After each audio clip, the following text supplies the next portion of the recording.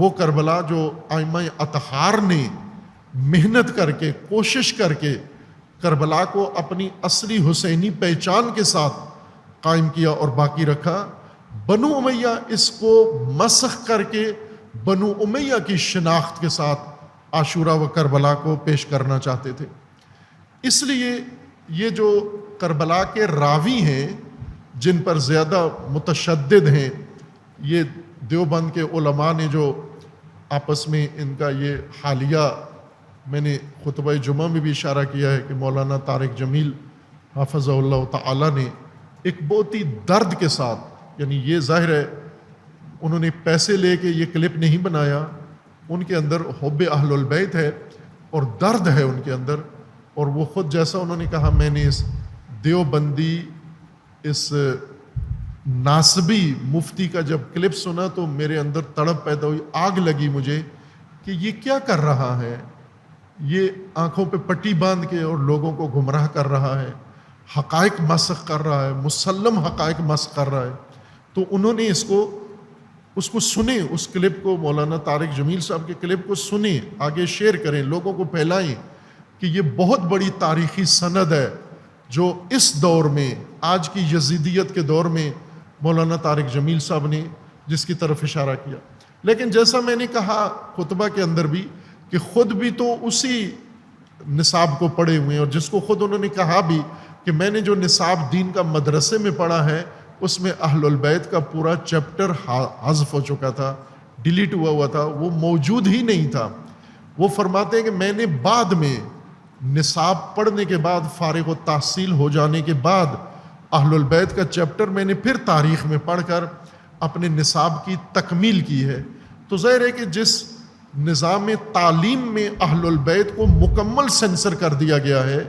مدارس کے اندر اور تعلیم کے اندر، وہاں سے توقع نہیں ہونی چاہیے کہ ان کو حقائق کا علم ہوگا۔ اللہ نے ان کے دل میں محبت اہل البیت ڈال دی ہے، یہ اللہ نے ڈالی ہے، وہ خود بھی کہتے ہیں کہ اللہ نے ڈالی ہے، یہ کسی استاد کا کارنامہ نہیں ہے، یہ کسی مفتی کا کارنامہ نہیں ہے، یہ اللہ نے ان کے دل میں یہ محبت ڈالی ہے اور انہوں نے اس محبت کا حق ادا کیا ہے۔ لیکن نصاب والی کمزوری ابھی بھی موجود ہے۔ اس ناسبی مفتی نے یہ کہا کہ کربلا کی داستان ساری جھوٹی ہے،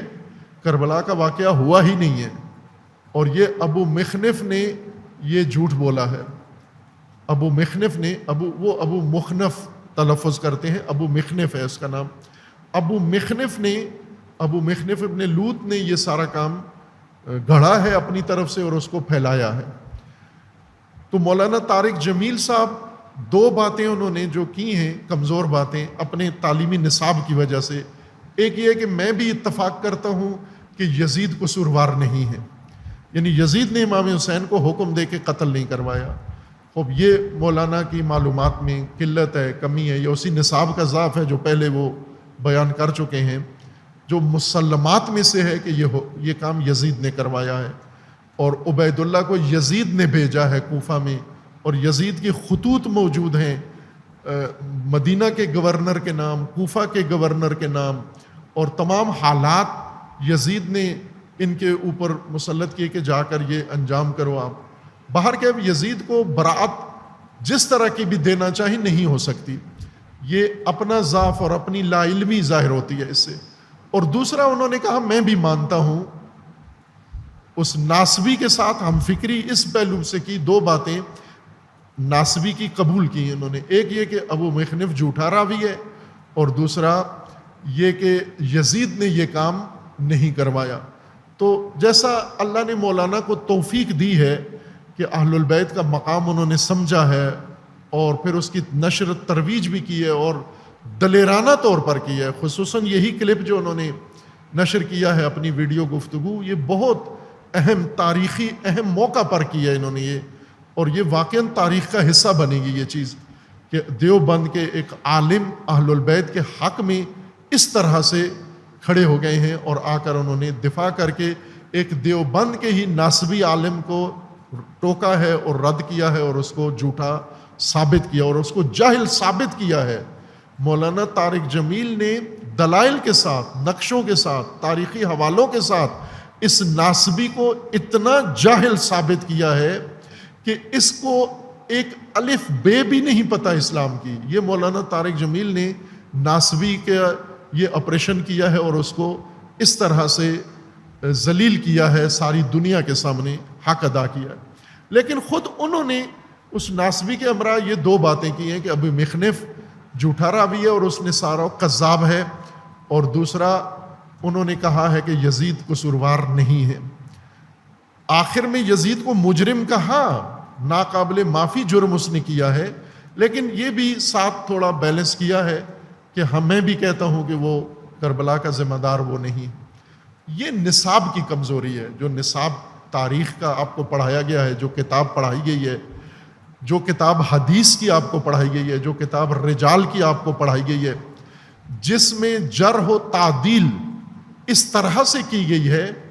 کہ جھوٹے سارے جو بنو امیہ کے حق میں روایتیں نقل کرتے ہیں وہ سارے ثقہ ہیں, اور جو بنو امیہ کے مخالف روایات نقل کرتے ہیں وہ سارے جھوٹے ہیں. آپ بتائیں, مولانا صاحب غور کریں, مولانا طارق جمیل صاحب اللہ ان کی حفاظت فرمائے, توفیق دے, اور انہوں نے بہت دباؤ برداشت کیا ہے اپنوں کا دوسروں کا, لیکن اہل البیت کے حق میں کوئی کوتاہی نہیں کی اور پیچھے نہیں ہٹے, ایک انچ پیچھے نہیں ہٹے, کوئی اپنی بات واپس نہیں لی انہوں نے. یہ بات آپ بھی تحقیق کریں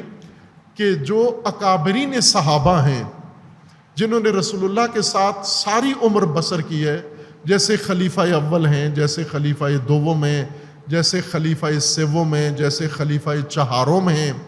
اسی طرح ازواج رسول اللہ امہات المومنین جنہوں نے رسول اللہ کے ساتھ زیادہ زندگی بسر کی ہے, اور اسی طرح وہ بڑے نامدار فقہا عبداللہ ابن مسعود ہیں اور دیگر شخصیات ہیں, ان کی روایات کیوں نہیں ہیں کتب روائی کے اندر؟ صحیح بخاری, صحیح مسلم اور ان صحاح میں, ان بڑے جید معتبر عشرہ مبشرہ میں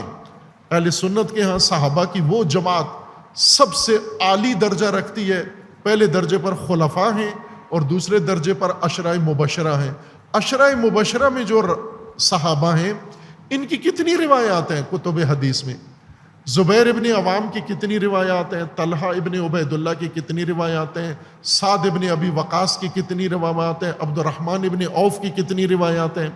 خوب یہ روایات دیکھیں, اور وہ لوگ جن کی روایات زیادہ تعداد میں نقل کی گئی ہیں, خوب یہ ایک اہم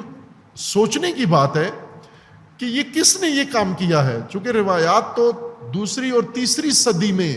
مدون ہوئی ہیں, سلیکٹ کی گئی ہیں, تو یہ سلیکشن میں اتنے بڑے اکابر صحابہ کیوں نظر انداز کر دیے گئے؟ ایک مشروب نے یہ توجیہ کی ہے کہ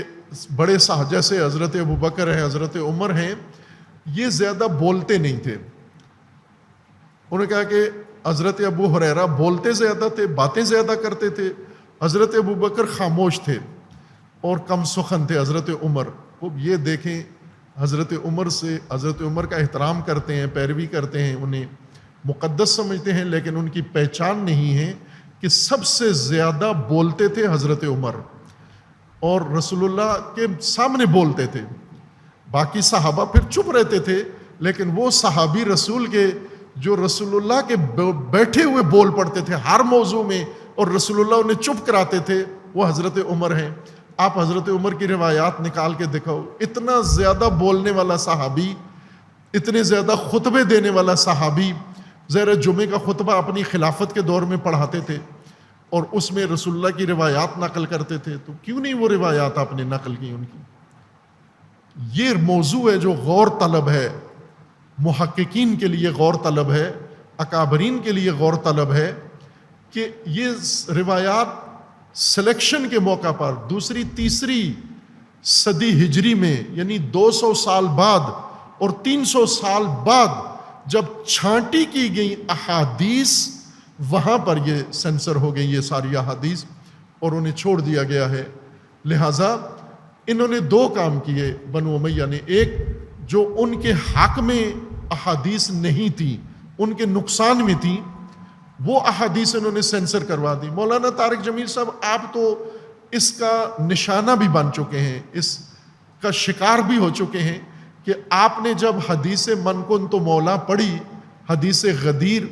تو دیوبند کے، کراچی کے جید عالم، بڑے جن کو کہتے ہیں فن خان عالم، جن کے شاگرد ہیں آج سارے، انہوں نے، مفتی زرولی خان نے آپ کو کہا کہ ہر وہ حدیث بے شک صحیح ہو،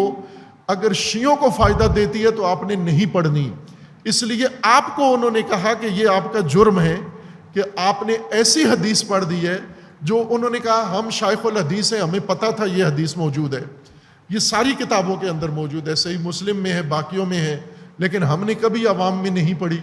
تو اس کا یہ مطلب نہیں تھا کہ آپ کو پہلی دفعہ کشف ہوئی ہے اور ہمیں پتہ نہیں تھا، ہمیں پتہ تھا یہ حدیث ہے،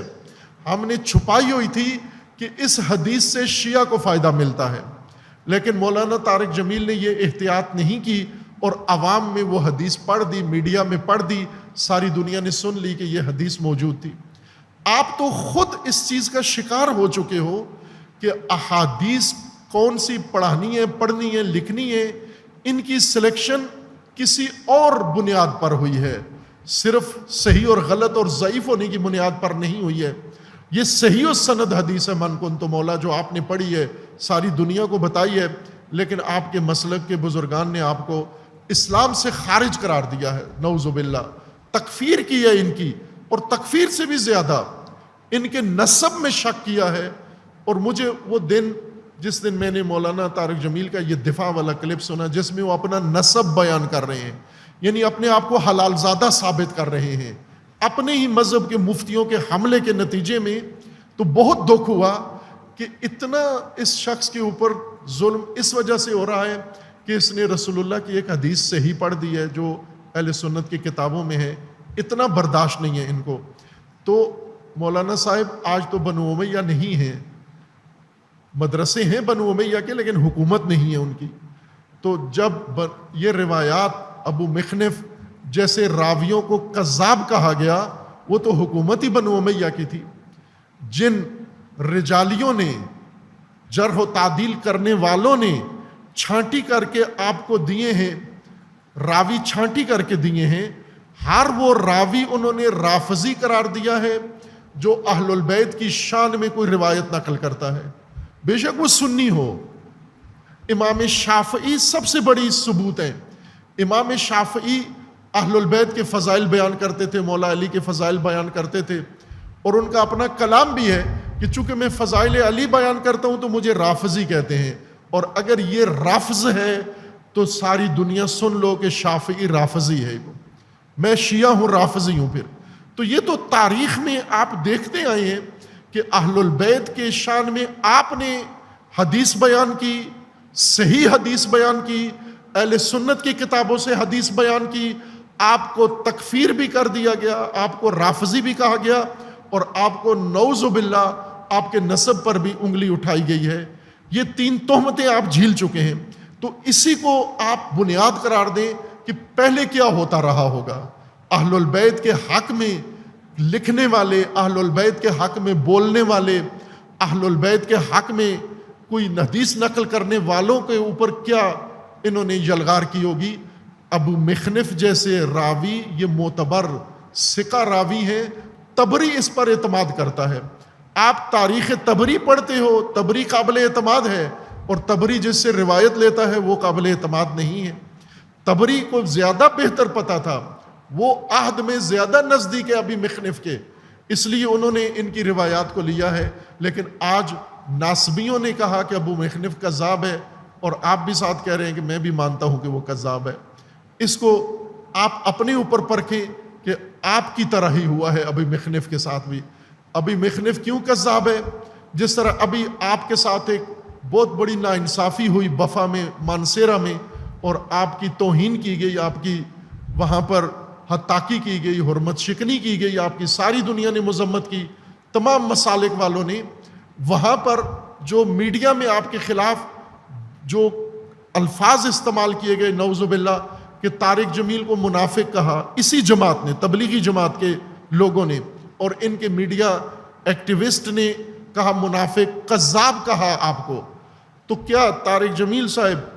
آپ تبلیغی جماعت کے بعض میڈیا اینکرز کے کہنے سے کذاب ہو گئے ہیں؟ نہیں ہے کذاب، میں یہاں اس ممبر پر گواہی دیتا ہوں کہ طارق جمیل کذاب نہیں ہے، طارق جمیل منافق نہیں ہے، طارق جمیل اہل البیت کا سچا پیروکار ہے، اور اہل البیت کی تعلیمات نشر کرنے اور فضائل نشر کرنے کی یہ سزا ہے۔ تو طارق جمیل صاحب آپ پہلے نہیں ہیں تاریخ میں، ابھی مخنف آپ سے پہلے یہ بھگت چکا ہے۔ اس سے پہلے جتنے آئے ہیں جنہوں نے اہل البیت کی شان میں فضائل لکھے ہیں، ان سب کو یہ بھگتنا پڑا جو آج آپ بھگت رہے ہیں۔ لیکن جس طرح وہ اللہ کی بارگاہ میں سرخرو تھے، آپ بھی ہیں۔ اگر قائم رہیں اور نہ کہیں کہ یزید کا کوئی قصور نہیں تھا، تحقیق نصاب کی اس کمزوری کو پھر مزید مطالعہ سے پورا کریں آپ، اور ہر شیعہ کو کاذب کہنا یہ کوئی علمی بات نہیں ہے۔ رافضی کا مطلب یعنی جھوٹا، یہ علمی بات نہیں ہے۔ ابھی ایک اہل سنت کے محقق نے ایک کتاب لکھی ہے اہل سنت کی صحیح صحائح ستہ میں، جو رافضی یعنی شیعہ راوی ہیں، بہت بڑی شخصیت ہے، محقق ہیں، بہت بنیادی تحقیق ہے ان کی، بڑا مطالعہ ہے ان کا، ڈاکٹر صداقت فریدی صاحب حفظہ اللہ، انہوں نے یہ کتاب لکھی ہے اور بڑی عمدہ کتاب لکھی ہے کہ آپ کی کتابوں کے اندر اتنے راوی موجود ہیں، وہ روایات ان کی کیوں آپ نے لکھی ہیں، جبکہ وہ رافضی اور شیعہ ہیں، اور آپ کے نزدیک رافضی جھوٹا ہوتا ہے، تو ان جھوٹوں کی کیوں روایت لکھو؟ اور یہ تھوڑے بھی نہیں ہیں، ہزاروں کی تعداد میں ہیں، یہ ہزاروں راوی آپ کی کتابوں میں، صحیح بخاری میں، صحیح مسلم میں ابھی بھی بیٹھے ہوئے ہیں۔ اس کی وجہ یہ ہے کہ وہ روایات ان کی آپ نے قبول کی ہیں جو بنو امیہ کے حق میں ہیں، جو اہل البیت کی شان میں نہیں ہیں۔ کسی سے، نہ سنی راوی سے، نہ شیعہ راوی سے، اہل البیت کی شان میں کوئی چیز آپ قبول نہیں کرنے کے لیے تیار۔ یہ لوگ جنہوں نے حدیث بنا کر ہمارے سامنے پیش کی ہے، اس لیے آج کے محققین، یہ قابل تحسین ہے، آج کے محققین مولانا طارق جمیل صاحب ہیں، مولانا ڈاکٹر فریدی صاحب ہیں، اور اس طرح کے دیگر محققین ہیں جنہوں نے اہل البیت اہل سنت کے منابع سے، ان کی ایک کہیں اہل سنت سنی ہوتے ہوئے، مثلا مولانا طارق جمیل صاحب دیوبندی ہیں، ڈاکٹر فریدی بریلوی ہیں، اسی طرح دیگر محققین ہیں، بہت سارے ہیں، میں سب کا نام نہیں لیتا، لیکن انہوں نے میں نے ان کی جو کتابیں اور بیانات دیکھے ہیں، مجھے 100% یقین ہے کہ یہ شیعہ کتابیں نہیں پڑھتے اور ان کے پاس شیعہ کتابیں نہیں ہیں، یہ کسی شیعہ کتاب کا مطالعہ نہیں کرتے، چونکہ اگر شیعہ کتاب کا مطالعہ کیا ہوتا تو ان کی گفتگو کا رخ ہی کچھ اور ہوتا، اگر شیعہ مطالعہ کیا ہوتا، چونکہ شیعہ کا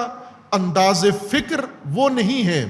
جو ان کا ہے۔ مثلا مولانا طارق جمیل صاحب جس طرح اہل البیت کا دفاع کرتے ہیں، یہ شیعہ انداز فکر نہیں ہے اہل البیت کے بارے میں، یہ سنی انداز فکر ہے۔ ڈاکٹر صداقت فریدی جس طرح اہل البیت کا دفاع کرتے ہیں، مثلا انہوں نے ایک کتاب لکھی ہے تفضیل کی کہ مولا علی کو فضیلت حاصل ہے خلفاء پر، تو یہ بات شیعہ ہے ہی نہیں ہے، شیعہ تفضیل کی بات کرتا ہی نہیں ہے، جائز ہی نہیں سمجھتا کہ یہ بات کی جائے۔ یہ اہل سنت کی بات ہے کہ خلفاء افضل ہیں یا مولا علی افضل ہیں، تو یہ سنی انداز ہے ان کا، شیعہ کتابوں ان کی مطالعہ میں نہیں ہے، بلکہ حدیث کی کتابیں یا تفسیر کی کتابیں اگر زیر مطالعہ آئیں تو انداز فکر بدل جائے گا ان کا۔ یہ ذہنیت بنی ہوئی ہے کہ شیعہ کا مطلب، رافضی کا مطلب ہی یعنی کذاب ہے۔ ابھی مخنف کو کیوں کہا یہ جھوٹا ہے؟ چونکہ آپ کے نزدیک رافضی ہے، اہل البیت کی شان میں اور کربلا کے واقعات اس نے لکھے ہیں جس طرح اس نے لیے ہیں راویوں سے، چشمدید عینی گواہوں سے، جیسے اس نے سنا ہے اسی طرح اس نے لکھا ہے، اور یہ تاریخ میں معتبر ترین مقتل، تاریخ کی معتبر ترین کتاب مقتل اور کربلا کے بارے میں ابھی مخنف کی ہے۔ یہ باقی سب دسترخوان ابھی مخنف پر بیٹھے ہوئے ہیں، طبری نے وہاں سے لیا ہے اور باقی سب طبری سے لے کر آگے مقاتل لکھتے ہیں۔ ابھی مخنف سے زیادہ معتبر مقتل کسی اور کا نہیں ہے۔ مورخین نے، محدثین نے، علماء نے، سب نے ان کی تائید و تصدیق کی ہے۔ اس وجہ سے کہ یہاں پر اس بزرگوار کا نام آیا ہے اور اس کے اوپر جفا ہوئی ہے، تو میں نے لازم سمجھا کہ ابو مخنف کے بارے میں یہ آپ کی آگاہی بڑھاؤں